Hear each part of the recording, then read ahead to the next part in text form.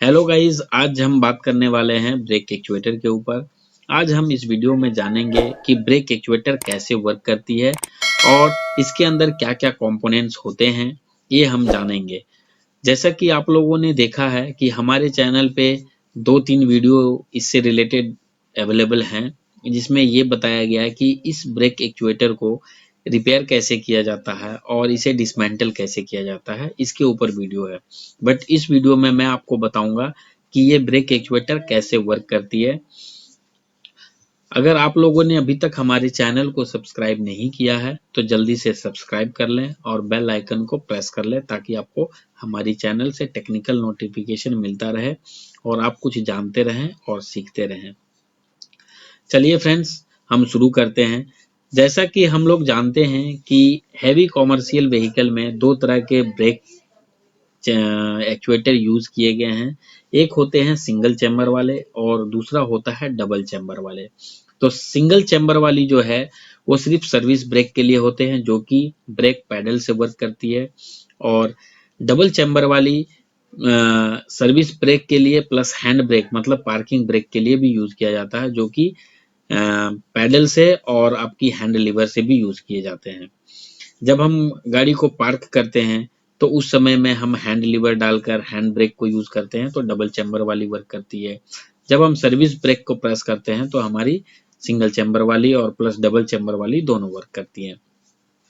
तो जैसा कि हम देखते हैं, देखिए फ्रेंड्स, ये है हमारी ब्रेक एक्चुएटर। बहुत सारे लोग इसे ब्रेक वैक्यूम भी बोलते हैं। जैसा कि आप देख रहे हैं यहाँ पे दो इनपुट लाइन होते हैं इसके अंदर। एक होते हैं पार्किंग ब्रेक की एयर एंट्रेंस और एक होती है सर्विस ब्रेक की एयर एंट्रेंस, जो कि दोनों अलग-अलग जगह से आते हैं। एक हमारी हैंड ब्रेक से आती है और एक हमारी सर्विस ब्रेक से आती है, मतलब पैडल से, पैर वाली पैडल से, जिसे डुअल ब्रेक वाल्व बोलते हैं, वहां से। तो हम लोगों ने देखा कि ये डबल चैम्बर वाली ब्रेक एक्चुएटर है और इसमें फ्रेंड्स देखिए ये मैनुअल हैंड ब्रेक रिलीजिंग के लिए एक स्टड दिया होता है। स्टड में एक नट होते हैं, तो ये मैनुअली रिलीज करने के लिए होता है। आप लोगों ने बहुत से ऐसे व्हीकल में देखा होगा कि अगर कोई एक व्हील लॉक हो गया है तो उसके वजह से क्या है कि हमारी व्हीकल आगे बढ़ नहीं पाती है, और अगर बढ़ती भी है तो हमारी एक साइड की जो व्हील होती है वो पूरा रगड़ मारकर उसकी व्हील जो है वो पूरी तरीका से खराब होने लगती है, उसकी टायर जो है वो खराब होने लगती है और स्मेल भी आने लगते हैं। बहुत सा ऐसा व्हीकल में आप लोगों ने देखा होगा। तो क्या करना है, उस कंडीशन में हम लोग को यहाँ से मैनुअली हम रिलीज कर सकते हैं। हो सकता है उसमें एयर की कुछ इश्यूज हो उस एक्चुएटर में, जिसके वजह से ये रगड़ मार रही है ये व्हील। तो हम क्या कर सकते हैं, इसे हम जब हम इसे इस जो बोल्ट को हैंड मैनुअली जो हैंड ब्रेक की जो रिलीजिंग बोल्ट है, मैनुअली हम इसे लूज कर देंगे पूरी तरीके से, तो मैनुअली वो रिलीज हो जाएगी हमारी हैंड ब्रेक और इस एक्चुएटर में हैंड ब्रेक कभी भी वर्क नहीं करेगी जब ये रिलीज हो जाएगी, जब हम इसे लूज कर देंगे। तो हम लोगों ने देखा फ्रेंड्स कि ये किस तरीके के होते हैं देखने में। और देखिए यहाँ पे दो बोल्ट होते हैं जो कि डायरेक्ट इसकी बॉडी में टाइट हो जाते हैं, और ये पुश रोड है। ये पुश रोड में ये योक जाके यहाँ पे हम लोग टाइट कर देते हैं। उसके बाद हम स्लैक एडजस्टर में पिन के जरिए इसे लगा देते हैं। और ये हमारी देखिए एक क्लैंप है जो कि सर्विस ब्रेक की डायफ्राम की क्लैंप है। अगर हमें डायफ्राम रिप्लेस करना होता है तो हम आसानी से इस बोल्ट को हम यहाँ से निकालते हैं, नट बोल्ट को खोलते हैं और ये क्लैंप को निकालते हैं और आसानी से हम सर्विस ब्रेक की डायफ्राम को हम चेंज कर सकते हैं। वो इसकी वीडियो जो है हमारे चैनल पे अवेलेबल है। और यहाँ पे देखिए फ्रेंड्स, इसमें जो हमारी आपकी हैंड ब्रेक है, हैंड ब्रेक में भी इसमें बहुत से हैंड ब्रेक में क्या होता है कि डायफ्राम होता है, बहुत से में सील होते हैं, पिस्टन होते हैं। तो हम ये देखेंगे, जैसा कि हम लोगों ने यहाँ पे देख लिया कि किस तरीके के हमारी डबल चैम्बर वाली ब्रेक एक्चुएटर होते हैं। अब हम समझते हैं फ्रेंड्स, ये कंप्लीट ब्रेक एक्चुएटर है और इसमें पार्ट बाय पार्ट को हम समझते हैं कि कौन से पार्ट्स क्या काम करते हैं, वो हम समझते हैं। जैसा कि आप देख रहे हैं फ्रेंड्स, ये हमारी पार्किंग ब्रेक की चैम्बर हो गई जो हैंड ब्रेक की चैम्बर है, और ये हमारी सर्विस ब्रेक की चैम्बर है जो कि सर्विस ब्रेक के लिए जब हम पैडल प्रेस करते हैं पैर से तो उसकी एयर यहाँ पे आती है, और हैंड की लीवर जब हम डालते हैं तो उसकी एयर हमारी हैंड ब्रेक की चैम्बर में आती है। तो अब हम कंपोनेंट्स को समझ लेते हैं कि इसके अंदर में क्या क्या होते हैं। ये हमारी पूरी बॉडी हो गई इसकी, ठीक है। इसके अंदर देखिए फ्रेंड्स, हमारी एक कॉइल स्प्रिंग होती है, जो कि बहुत हाई टेंशन वाली कॉइल स्प्रिंग होती है हैंड ब्रेक चैम्बर के अंदर। और इसके अंदर डायफ्राम, पिस्टन, और अगर जिसमें डायफ्राम नहीं है तो उसमें पिस्टन और सील होंगे, और जिसमें डायफ्राम अगर हैं तो उसमें पिस्टन नहीं होंगे। तो जैसा कि आप देख रहे हैं फ्रेंड्स, ये देखिए, ये किसी में यहाँ पे पार्किंग ब्रेक की क्लैंप यहाँ पे होते हैं, और किसी में बोल्ट होते हैं। जैसा कि आप देख रहे हैं यहाँ पे बोल्ट हैं, आप बहुत से व्हीकल में देखोगे कि यहाँ पे क्लैंप भी होता है, ठीक है। उसके बाद हम देखते हैं सर्विस ब्रेक की क्लैंप, जो हम लोगों ने यहाँ पे बताया। सर्विस ब्रेक की जो क्लैंप है वो क्लैंप यहाँ पे आ गई। देखिए यहाँ पे रिटर्नर स्प्रिंग है, यहाँ पे देखिए सर्विस ब्रेक की जो स्प्रिंग होती है रिटर्नर, वो रिटर्न जो पिस्टन को रिटर्न करती है वो स्प्रिंग यहाँ पे होती है। ये इसकी पुश रोड हो गई फ्रेंड्स, जो कि सर्विस ब्रेक और पार्किंग ब्रेक दोनों को यूज करने के लिए एक ही पुश रोड है, जिससे एक ही पुश रोड से ये वर्क करती है। और इसकी जो है देखिए पुश रोड की एंड में योक है, जो कि यहाँ पे देखिए यहाँ पे लगा हुआ है। न्यू में जब आता है तो इस टाइप से होगी। उसके बाद इसके अंदर पिन है, वो भी देखिए यहाँ पे पिन है। ये स्लैक एडजस्टर है फ्रेंड, जो कि कैम में हमारी टाइट होती है, यहाँ से हम ब्रेक को एडजस्ट करते हैं। तो जैसा कि हम लोगों ने देख लिया कि इसके अंदर क्या क्या कंपोनेंट्स होते हैं, अब हम समझते हैं कि ये ब्रेक वर्क कैसे करती है। अब जान लेते हैं कि ये इसकी तो एक हमारी ये पार्किंग ब्रेक हो गई, यहाँ पे हैंड ब्रेक, और यहाँ पे एक सर्विस ब्रेक हो गई। तो सर्विस ब्रेक कब हमारी यहाँ पे एयर आती है, जब हम पैडल को प्रेस करते हैं। जब हम ब्रेक पैडल को प्रेस करते हैं तो डुअल ब्रेक वाल्व से एक एयर निकलकर डायरेक्ट हमारी इस चैम्बर में आती है। इस चैम्बर में आने के बाद क्या होता है कि ये डायफ्राम को पुश करती है, और डायफ्राम क्या करता है, ये पुश रॉड से रिलेटेड एक पिस्टन होती है, उस पिस्टन को पुश करती है, और ये पुश रॉड सीधा बाहर की तरफ जाती है और हमारी ब्रेक को अप्लाई कर देती है। जब हमारी ब्रेक अप्लाई हो जाती है तो ये हमारी सर्विस ब्रेक हो गई। सर्विस ब्रेक में कब एयर आती है, जब हम ब्रेक पैडल को प्रेस करते हैं, उसी समय में यहाँ पे एयर आएगी। अदरवाइज यहाँ पे एयर कभी भी नहीं आएगी विदाउट प्रेस।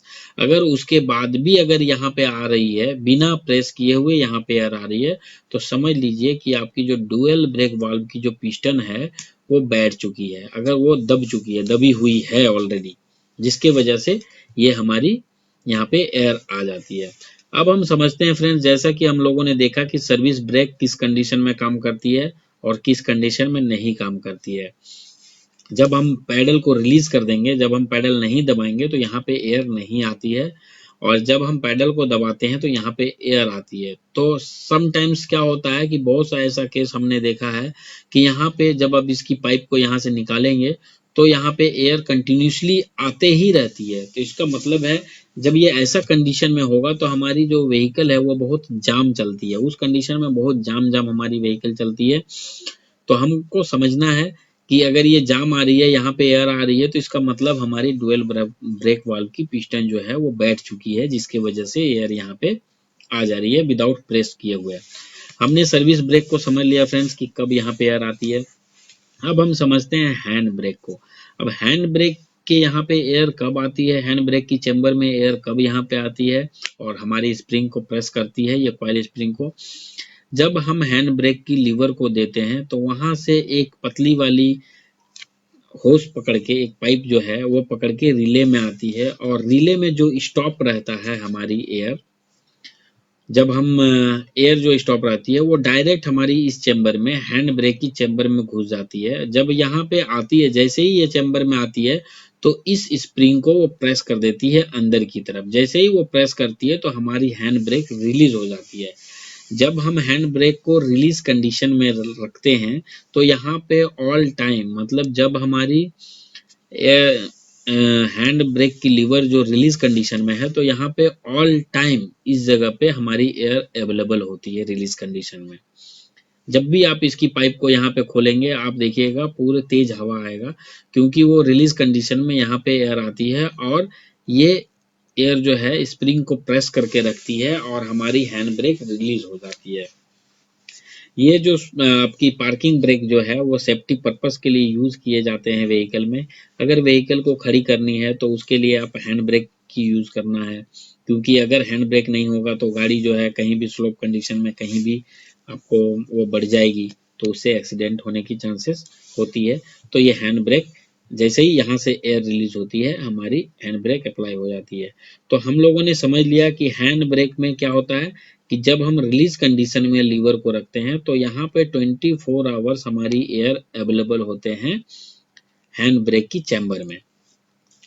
और जैसे ही हम हैंड ब्रेक को अप्लाई पोजीशन पे रखते हैं लीवर को, तो उस समय में क्या होता है कि ये जो यहाँ की जो एयर है वो यहाँ से रिलीज हो जाती है। जैसे ही वो रिलीज होती है, हमारी वो जो रिलीज होती है वो हमारी रिले पार्किंग ब्रेक की रिले से वो रिलीज होती है।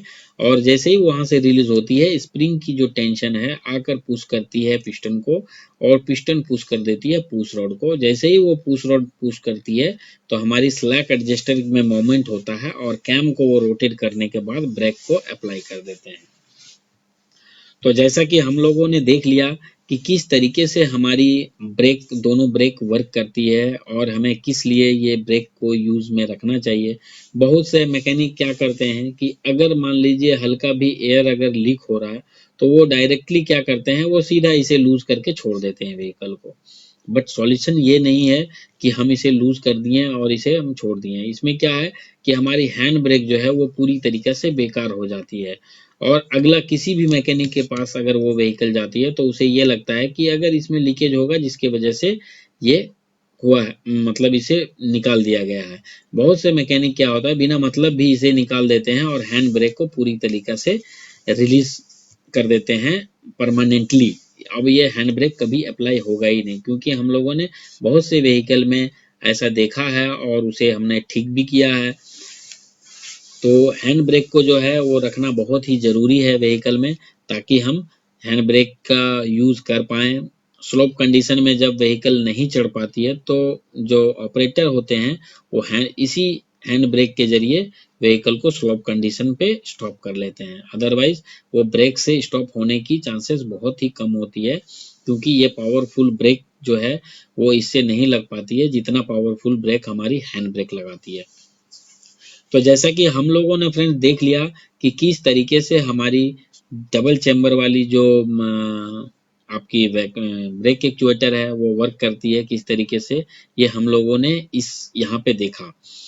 अब देखते हैं फ्रेंड्स कि हमारी जो BS4 है, BS4 में इस BS4 में क्या होता है कि अगर हमारी 100% अगर सर्विस ब्रेक काम कर रही है तो 20 to 40% तक हमारी सर्विस ब्रेक सॉरी अगर 100% हमारी सर्विस ब्रेक वर्क कर रही है तो 20 to 40% तक हमारी जो है वो हैंड ब्रेक भी काम करती है उसी के साथ। क्योंकि इसकी जो रिले है वो रिले एक अलग टाइप की रिले लगे हुए हैं। 2016 के बाद जितने भी व्हीकल आए हैं उसमें एक अलग से रिले लगे हुए हैं जो कि अलग टाइप के हैं, वो 5 होज वाली। तो उसमें क्या है, एक एयर को बैलेंसिंग करने के लिए हमारी सर्विस ब्रेक और पार्किंग ब्रेक की जो एयर है उसको बैलेंसिंग करने के लिए वहां पे एक सिस्टम दिया गया है।